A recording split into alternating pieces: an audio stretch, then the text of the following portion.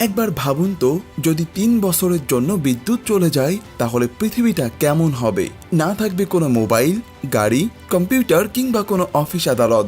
হ্যাঁ বন্ধুরা, আজকের সার্ভাইভাল ফ্যামিলি নামের মুভির গল্পে আমরা ঠিক এমন কিছুই দেখতে চলেছি। আমাদের জীবনেরই একটা অবিচ্ছেদ্য অংশ বিদ্যুৎ। সেই বিদ্যুৎ ছাড়া আমাদের জীবনটা কেমন হবে সেটাই দেখতে চলেছি আজকের গল্পে। তো বন্ধুরা, শক্ত হয়ে বসে পড়ুন, শুরু করছি আজকের সিনে গল্প।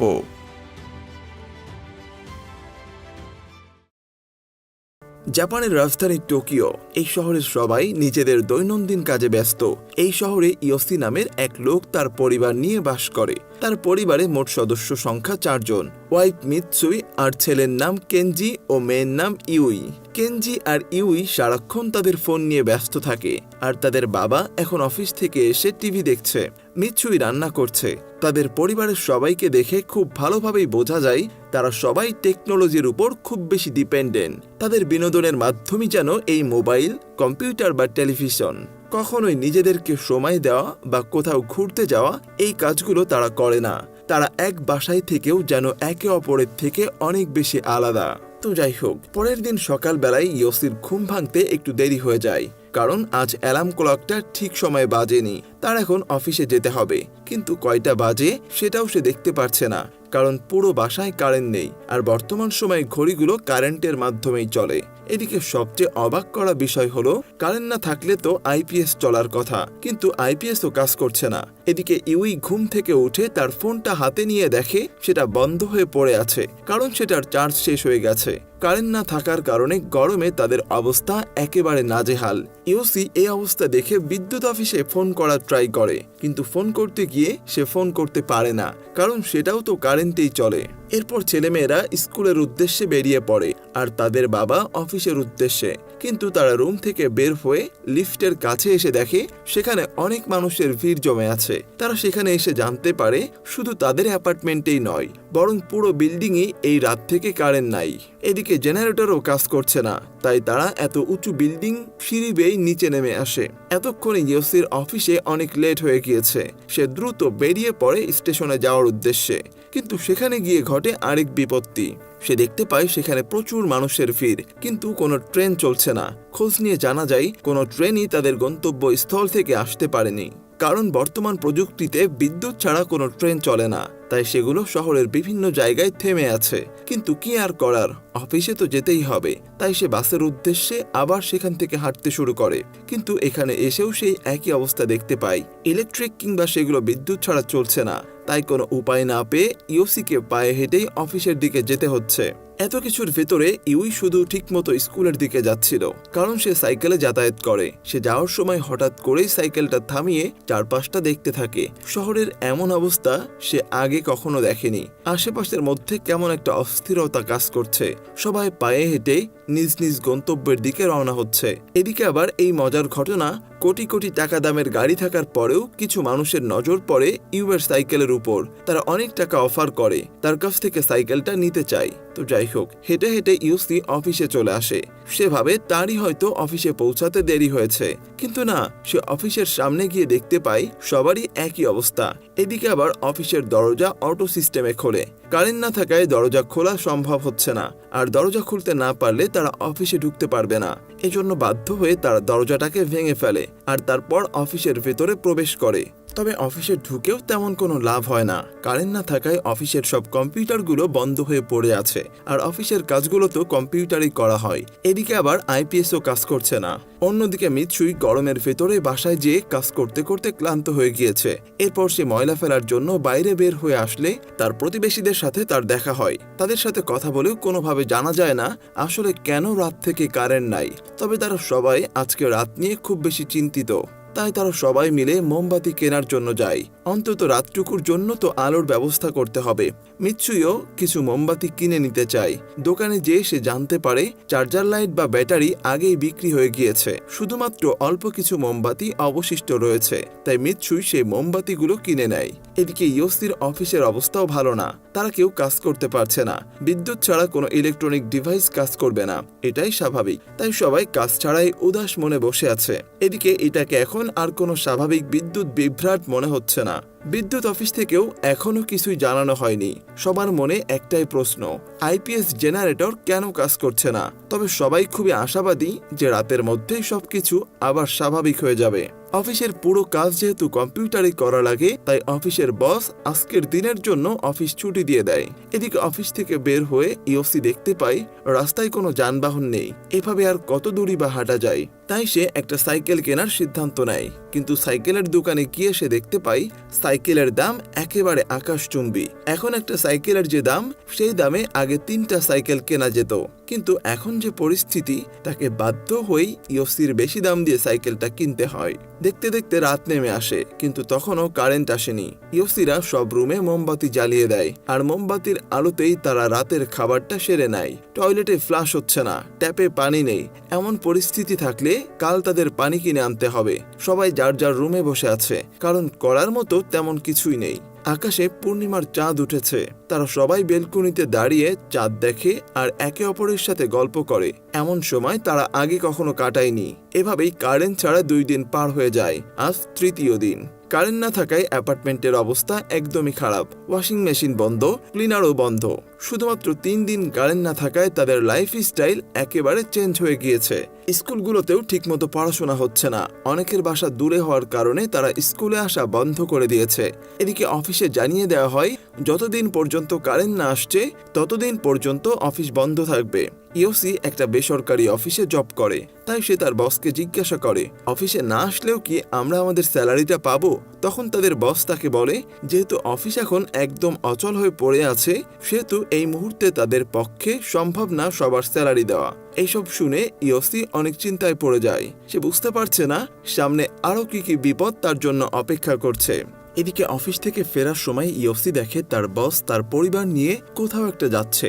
সে জিজ্ঞাসা করলে তার বস তাকে জানায় শহরের অবস্থা খুব বেশি ভালো না, বিদ্যুৎ কবে আসবে তার কোনো ঠিক ঠিকানা নেই, তাই তার পুরো পরিবার নিয়ে গ্রামের বাড়িতে চলে যাচ্ছে। ইওসি ভাবে তাদেরও এমনটাই করা উচিত। গ্রামে গেলে হয়তো তাদের কষ্টটা একটু কম হবে। অন্যদিকে ইওসির ওয়াইফ পানি আনার জন্য দূরে একটা ওয়াটার ট্যাঙ্কের কাছে যায়, কিন্তু সেখানে অনেক ভিড় থাকায় ঘন্টার পর ঘন্টা লাইনে দাঁড়িয়ে থেকেও কোনো লাভ হয় না। ওদিকে আবার ট্যাঙ্কের পানিও প্রায় শেষের দিকে।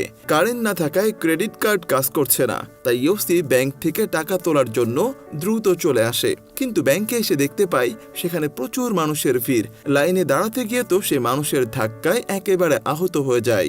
এভাবেই 7টা দিন পার হয়ে গেছে। এখনো কারেন্ট আসার কোনো নামগন্ধ নেই। শহর একদম অচল হয়ে পড়ে আছে। দোকানপাট সবকিছুই বন্ধ হয়ে আছে।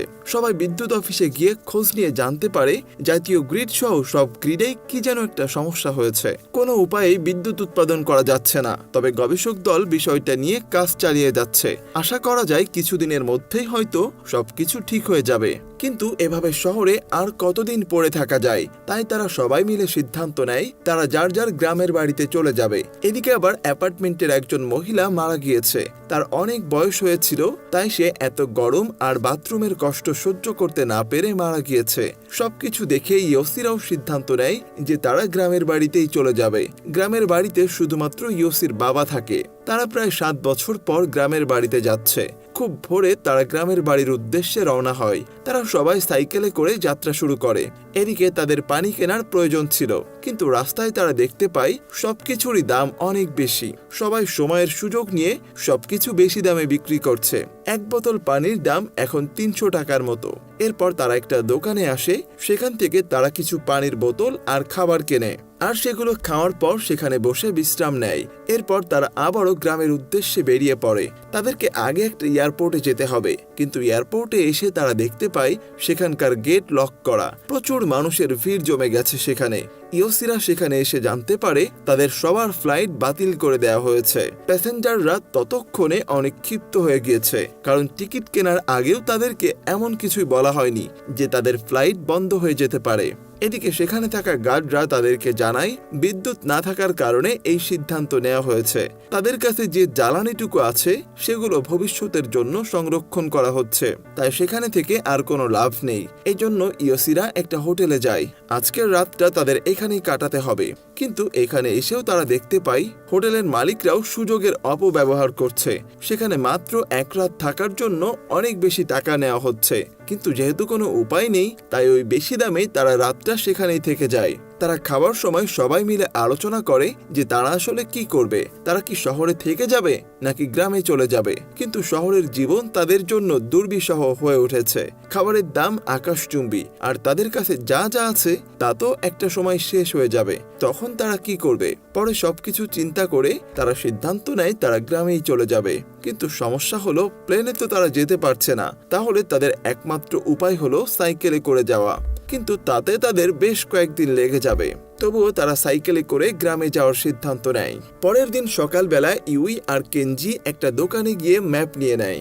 অন্যদিকে তাদের বাবা মা একটা মুদির দোকানে গিয়ে দামি অ্যালকোহলের পরিবর্তে কিছু চাল ও ডাল কিনে নেয়। এরপর তারা তাদের যাত্রা শুরু করে। প্রথম দিকে তারা ম্যাপের সাথে তাল মিলিয়ে রাস্তা খুঁজে পাচ্ছিল না, পরে অবশ্য তারা রাস্তা খুঁজে পায়। এরপর তারা একটা জায়গায় এসে কিছুক্ষণ বিশ্রাম নেয়। এখানেই তারা আজকের রাতটা পার করবে। এদিকে সেই সময় তাদের কাছে পানি দেখে অন্য একটা পরিবার অনেক টাকার বিনিময়ে পানি কিনতে চায়, কিন্তু অনেক টাকার লোভ দেখালেও ইয়োসিরা রাজি হয় না, কারণ এখন টাকার চেয়েও পানির মূল্য অনেক বেশি। তো তারপর তারা খাবার খেয়ে রাতে ঘুমানোর প্রস্তুতি নেয়, কিন্তু সেখানে প্রচন্ড ঠান্ডা পড়েছিল। তবে কি আর করার, বাধ্য হয়ে এখানে থাকতে হচ্ছে তাদের। রাতে আবার তাদের কিছু পানির বোতল চুরি হয়ে যায়। কেনজি তার পিছু নিয়েছিল ঠিকই, কিন্তু পরে সে দেখতে পায় যেই লোকটা পানি চুরি করেছে সে আসলে তার ছোট্ট বাচ্চাটার জন্যই চুরি করেছে। তাই সে আর তাদেরকে কিছু না বলে সেখান থেকে চলে আসে। এর পরের দিন কেনজিরা আবারও তাদের যাত্রা শুরু করে। যেতে যেতে তারা একটা টানেলের কাছে গিয়ে পৌঁছায়। এখন তাদের এই টানেলটা পাড়ি দিতে হবে, কিন্তু টানেলের ভেতরটা একেবারেই ঘুটঘুটে অন্ধকার, তাই তারা ঠিকভাবে সামনের দিকে এগোতে পারে না। এই জন্য তারা সেখানকার কিছু বয়স্ক মহিলাদের সাহায্য নিয়ে টানেলটা পার হয়। এভাবে দেখতে দেখতে 16টা দিন পার হয়ে গিয়েছে। তারা একটা নদীর কাছে এসে বিশ্রাম নিচ্ছে। তাদের কাছে এখনো কিছু খাবার থাকলেও যা পানি ছিল সেগুলো শেষ হয়ে গিয়েছে। এদিকে পানির তৃষ্ণাও লেগেছে, তাই উপায় না দেখে ইয়োসি সেই নদীর ময়লা দুর্গন্ধযুক্ত পানি পান করে। এরপর তারা আবারও গ্রামের উদ্দেশ্যে রওনা হয়।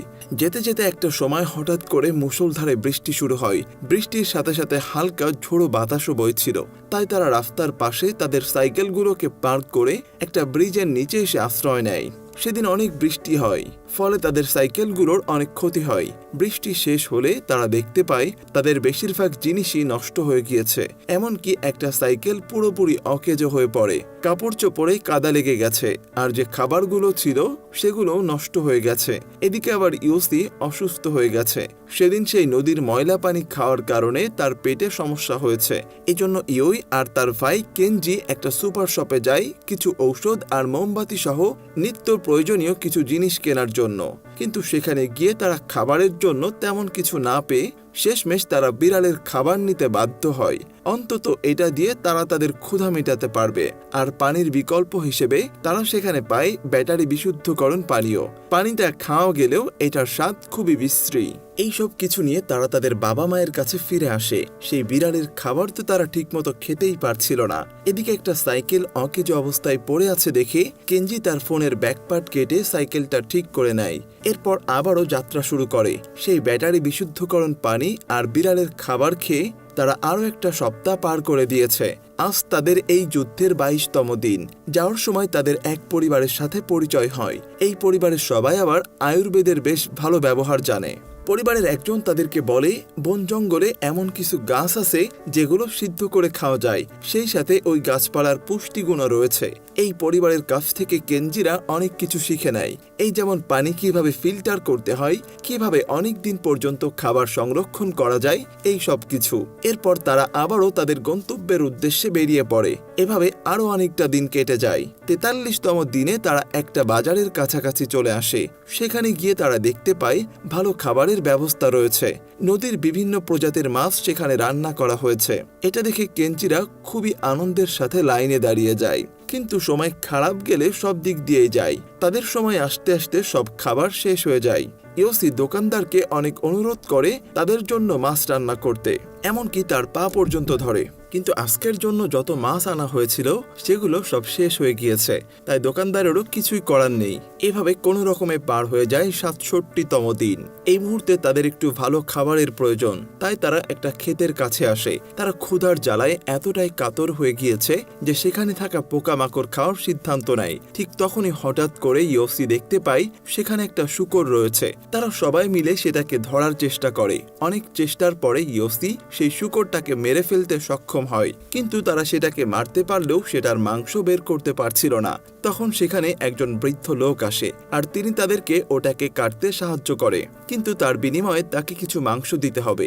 এই লোকটা এখানকারই একজন কৃষক, পাশেই তার বাসা। তিনি ইয়োসিদেরকে সাহায্য করেন। ইয়োসিরা তার বাসায় এসে তার কল দেখতে পেয়ে সেখানে ছুটে চলে যায় পানি খাওয়ার জন্য। প্রায় 2 মাস পর তারা এমন মিষ্টি পানি খাচ্ছে। এরপর তাদেরকে বৃদ্ধ লোকটা খাবার খেতে দেয়।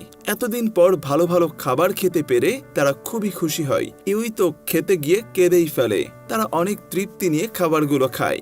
এদিকে যেহেতু ফ্রিজ নেই, তাই এই মাংসের একটা বিকল্প ব্যবস্থা করতে হবে। তারা সেই মাংসগুলোকে লবণ দিয়ে মেখে সংরক্ষণ করে রাখে। তারা একটা সপ্তাহ ওখানেই কাটায়। কিন্তু এবার তাদের যাওয়ার সময় হয়েছে। যাওয়ার সময় ওই বৃদ্ধ লোকটা তাদেরকে বেশ কিছু খাবার দিয়ে দেয়। খাবারগুলো নিয়ে ইউইরা আবারও তাদের যাত্রা শুরু করে। ধীরে ধীরে তারা তাদের গ্রামের কাছেই চলে গিয়েছিল। আরো 3 দিন সাইকেল চালিয়ে যাওয়ার পর তারা একটা বিলের কাছে চলে আসে, কিন্তু এই বিলের উপরে কোনো ব্রিজ না থাকায় তারা সেটা পার হতে পারে না। কিন্তু এই বিল পার হতে না পারলে তারা তাদের গ্রামে যেতে পারবে না। তারা আসলে যেই ম্যাপটা ফলো করে এসেছে সেটা অনেক পুরানো। ওই ম্যাপে এই বিলের কোনো চিহ্ন উল্লেখ করা নেই, কিন্তু তবুও তো তাদের এই বিলটা পার হতে হবে। তাই তারা সবাই মিলে একটা ভেলা বানানোর চেষ্টা করে। একটা সময় পরে তারা বেশ কিছু কাঠ ও বিভিন্ন জিনিসের সাহায্যে একটা ভেলা বানিয়ে ফেলে, আর এই ভেলাতে করে তারা বিলটা পার হওয়ার চেষ্টা করে। একটা সময় পর তারা বিলের ওপারে চলে আসে, কিন্তু তখনও তাদের কাজ শেষ হয়নি। বিলের ওপারে তাদের সাইকেলগুলো রয়েছে, সেগুলো নিয়ে আসতে হবে। ইউসি তার ছেলেকে সাথে নিয়ে আবারও বিলের ওই পারে যায়। ঠিক সেই সময় আবারও প্রচুর বৃষ্টি শুরু হয়ে যায়। ঠিক তখনই একটা দুর্ঘটনা ঘটে। প্রচন্ড বৃষ্টির কারণে ভেলাটা ভেঙে যায়, আর এই কারণে ইয়োসি পানির মধ্যে ডুবে যায়। যদিও ইয়োসি সাঁতার পারত, কিন্তু তবুও তাকে কোথাও খুঁজে পাওয়া যাচ্ছিল না। এদিকে বৃষ্টি থেমে গেলে তাকে বিভিন্ন জায়গায় খোঁজা হয়, কিন্তু খোঁজাখুঁজি করে কেনজি শুধু তার বাবার পড়া চুলাটা খুঁজে পায়। তারা ধরেই নেয় হয়তো তাদের বাবা পানিতে ডুবে মারা গিয়েছে। তারা সবাই অনেক বেশি কষ্ট পায়। এমনটা হবে তারা সেটা কখনোই ভাবতে পারেনি। তারা মন খারাপ করে আবারও চলতে শুরু করে। এভাবেই 94টা দিন পার হয়ে যায়। তারা একটা রেল লাইন ধরে এগোচ্ছে। এই সময় হঠাৎ করে তাদের উপর কিছু কুকুর হামলা করে বসে। আসলে তাদের ব্যাগে কিছু খাবার ছিল, আর সেই খাবারের ঘ্রাণেই কুকুরগুলো তাদের পিছু করে। কুকুরগুলোকে তাড়ানোর চেষ্টা করতে গিয়ে কেনজির মা সেখান থেকে নিচে পড়ে যায়, ফলে তার মায়ের পা ভেঙে যায়। এরপর তার ছেলেমেয়েরা এসে তাকে ধরে সামনের দিকে নিয়ে যেতে শুরু করে। আবারও কুকুরগুলো তাদের উপর আক্রমণ করতে যাবে। ঠিক তখনই সেখানে একটা ট্রেন চলে আসে। এই ট্রেনটা আসলে কয়লা দিয়ে চলে। অনেক আগে জাপানে এই ট্রেনগুলাই চলাচল করত। কেনজিরা এই ট্রেন দেখে অবাক হয়ে যায়। এরপর এই ট্রেনে করে তারা গ্রামের দিকে যায়। ওই ট্রেনে আবার কয়েকজন ডাক্তার ছিল। তারা কেনজির মাকে প্রাথমিক চিকিৎসা দেয়, আর তাদের সবাইকে কিছু খেতে দেয়। অন্যদিকে দেখা যায় বিলের এক কিনারায় ইউসি পড়ে আছে। আসলে বিলে পানি কম থাকায় সে এখনো বেঁচে আছে। তো যাই হোক, এরপর সে উঠে হাঁটা শুরু করে। একটা ক্ষেতের ধারে এসে বসে পড়ে। এই ক্ষেতের পাশ দিয়ে আবার সেই কয়লা চালিত ট্রেনটা যাচ্ছিল। ট্রেনটা দেখতে পেয়ে ইউসি তার কাছে থাকা মশালটা জ্বালিয়ে ধরে, আর এটা আবার দূর থেকে কেনজির মা দেখতে পায়। এরপর ট্রেনটাকে থামিয়ে দেয়া হয়। ইউই ও কেনজি ট্রেন থেকে নেমে গিয়ে তার বাবাকে নিয়ে আসে। পুরো পরিবার আবারও এক হয়। অবশেষে 108 দিন পর কেনজিরা তাদের গ্রামের বাড়িতে পৌঁছায়। কেনজির দাদা তখন নদীর ধারে দাঁড়িয়ে মাছ ধরছিলেন। তার দেখা পেয়ে সবাই খুব খুশি হয়। এরপর কেটে যায় 2.5 বছর। তারা সবাই এখন গ্রামেই থাকে। এখানকার পরিবেশের সাথে তারা নিজেদেরকে খাপ খাইয়ে নিয়েছে। ইয়োসির পরিবার এখন অনেক কাজ করতে পারে। পুরুষরা মাছ ধরে, চাষাবাদ করে, আর মহিলারা বাসার সব কাজ করে। তারা গ্রামে বেশ সুখেই দিন কাটাচ্ছে। একদিন ভোরবেলা হঠাৎ করেই ইয়োসির ঘুম ভেঙে যায়। তার মনে হয় সে মাইকের সাইরেন শুনতে পেয়েছে। বাসার সবাই বাইরে বের হয়ে দেখে আশেপাশের মাইকগুলো বেজে উঠেছে। দূর দূরান্ত থেকে লাইটগুলো ধীরে ধীরে জ্বলে উঠছে। দেখে মনে হচ্ছে বিদ্যুৎ ফিরে এসেছে। হ্যাঁ, অবশেষে প্রায় 3 বছর পর বিদ্যুৎ ফিরে এসেছে। আবার সচল হয়ে ওঠে পুরো টোকিও শহর, ব্যস্ত হয়ে পড়ে শহরের রাস্তাঘাট। কিছুদিন পর জানা যায় এই বিদ্যুৎ হারিয়ে যাওয়ার কারণ হলো সোলার ফ্লেয়ার বা সৌর ফুলকি। সূর্যের একটা অংশে অতিরিক্ত সৌরশক্তি উৎপন্ন হওয়ার কারণে সেখানে একটা বিস্ফোরণ ঘটে, আর এতে তৈরি হয় উচ্চমাত্রার রেডিয়েশন। এর উচ্চমাত্রার রেডিয়েশনের জন্যই আসলে বিদ্যুৎ উৎপন্ন হচ্ছিল না। তো যাই হোক, ইওসির পরিবার আবারও তাদের শহরের জীবনে ফিরে এসেছে, কিন্তু তারা এখন আর প্রযুক্তি নির্ভর নয়।